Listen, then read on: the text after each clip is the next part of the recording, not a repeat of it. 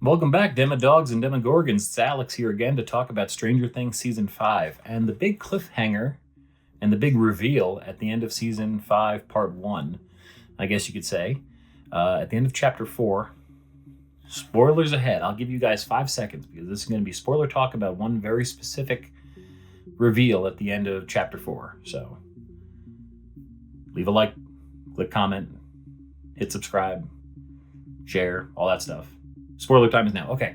So at the end of the episode, Hopper and Eleven unveil through the big containment wall, looks like some kind of tank that they would send under the ocean, Callie from season 2, Eleven's sister, all the way back from the research lab, the Hawkins research lab, the Rainbow Room, one of Dr. Brenner's subjects.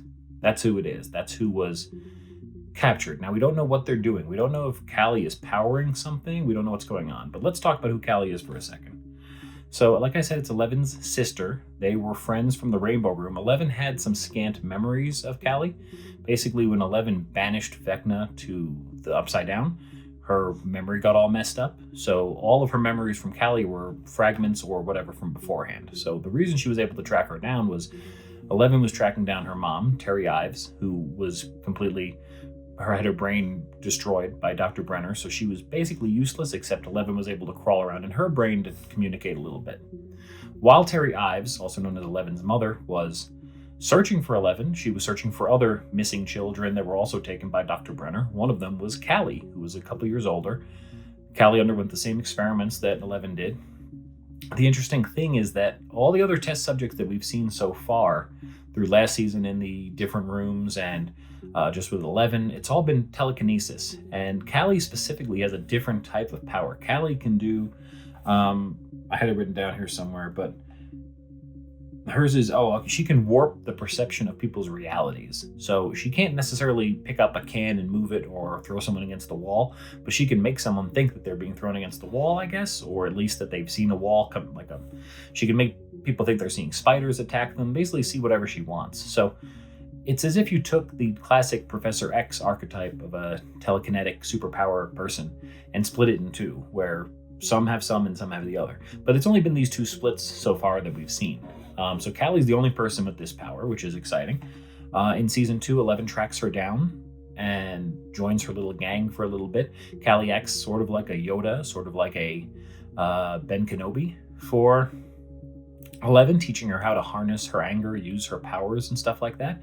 However, they start to see a little differently when Callie's whole plan and mission in life seems to be killing the people who wronged her. Whether it's right or wrong, that's up for debate, but Eleven's not on board with the way they're doing it. They have a disagreement right off the bat, and Callie is like, do not ever try to make a decision for me again. Don't try to take the decision out of my hands again.